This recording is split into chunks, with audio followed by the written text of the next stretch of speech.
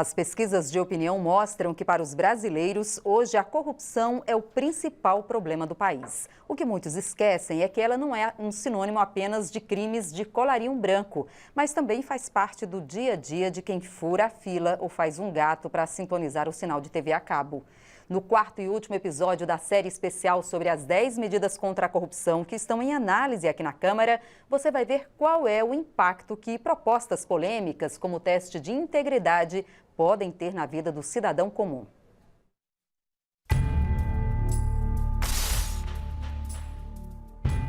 Responda rápido. Se você soubesse de um esquema de desvio de dinheiro público em um hospital, faria denúncia? E se soubesse que seu vizinho está roubando o sinal da TV a cabo, iria para a delegacia? Em algum ponto dessa conversa existe uma linha traçada pela própria sociedade. Até aquele ponto, a corrupção é tolerada. Dali em diante, não. As 10 medidas também querem mexer com essa linha. Se nós queremos mudanças, nós precisamos tratar o sistema que favorece com que a corrupção surge. As condições ambientais de temperatura, pressão e umidade que fazem com que as maçãs apodreçam no cesto. Nós precisamos ter um país onde a lei é igual para todo mundo, né? Do mais simples ao mais poderoso. O remédio aí pode atender por um nome: criar uma nova cultura. E não é só política, não. Para ver como isso pode acontecer na prática, vale a pena ir para Hong Kong, na China. Em 1973, depois de mais um escândalo, nasceu o Organismo Independente de Combate à Corrupção. O primeiro lema foi: tolerância zero com a corrupção. O resultado: em 1974, 86% da corrupção envolvia o governo. 40 anos depois, esse número é de 30%. E importante lembrar, mais de 80% dos entrevistados de lá consideram a corrupção absolutamente inaceitável. Uma das mais importantes ferramentas usadas em Hong Kong está na proposta de 10 medidas: a criminalização do enriquecimento ilícito. Se um servidor público tiver um patrimônio incompatível com a sua renda, ele poderá ser condenado a uma pena que vai de 3 a 8 anos e ter os bens confiscados. Facilitaria enormemente a punição de inúmeros casos em que não é possível detectar a conduta ilícita em si, então que se identifique pelo produto final, que é o crescimento do patrimônio de modo inteiramente desproporcional com a renda daquele agente público. Outra sugestão para criar uma nova cultura no serviço público é o chamado teste de integridade. Funciona mais ou menos assim: um servidor público, sem saber, é colocado numa simulação. Um agente disfarçado faz uma oferta em troca de alguma vantagem. Isso tudo, de preferência, gravado por câmera oculta. Se o servidor recusa, tudo bem. Agora, se aceita... Se uma pessoa chega para ele e te oferece: olha, você quer 10 mil reais para não fazer esse ato? Se ele diz não, passou no teste. Agora, se ele diz vou pensar, ou quanto você vai pagar, quando? Bom, está provado que ele não tem vocação para o serviço público. O teste de integridade parte do pressuposto de que todo mundo é propenso a cometer crimes. E tem um viés totalitário, fascista, né? Que gera desconfiança no ambiente de trabalho.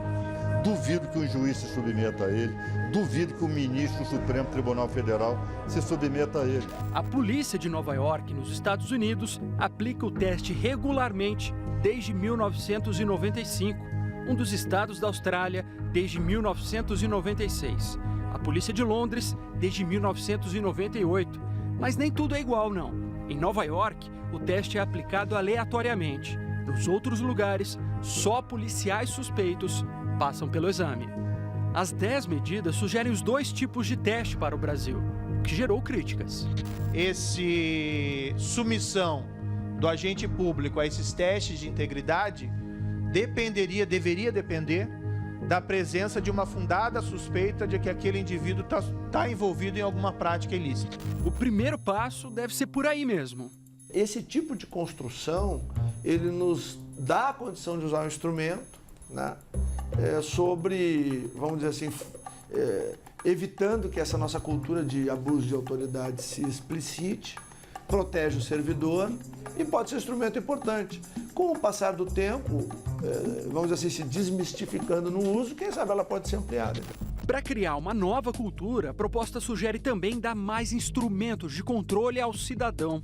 As estatísticas sobre os testes de integridade deverão ser divulgadas.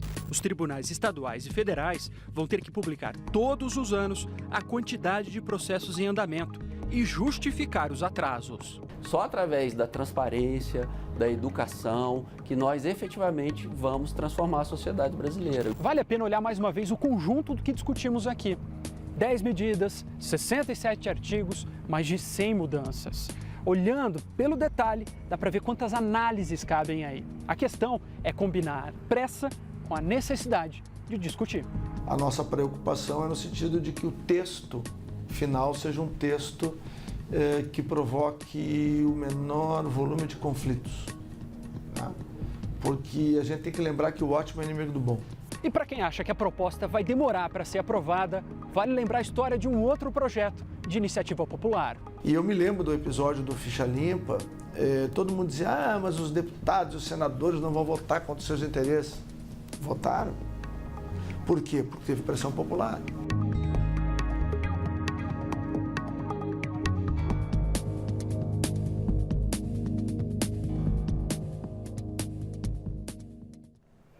A previsão do relator é votar o parecer sobre as 10 medidas contra a corrupção até o fim de outubro na comissão especial e até o fim de novembro no plenário. Depois disso, o projeto ainda precisa passar pelo Senado. Informações sobre a comissão e estudos sobre o tema estão reunidos no portal da Câmara. O endereço é www.câmara.leg.br. Do lado direito da página inicial, você encontra o link para a opção Fique por Dentro.